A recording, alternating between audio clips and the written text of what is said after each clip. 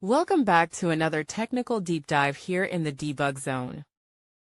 Today we're tackling a big question and breaking it down with insights from other users. Hopefully this clears up some misconceptions and helps you get the answer you need.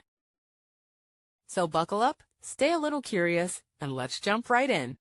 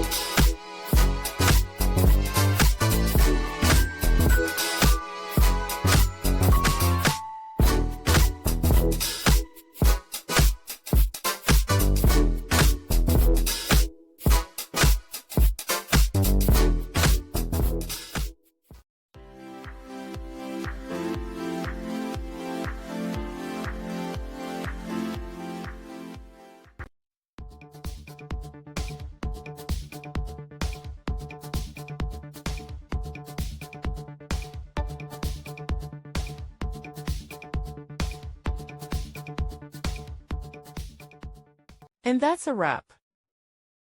I hope you found the answer you were looking for. If you did, take a second to hit that subscribe button. It really helps out.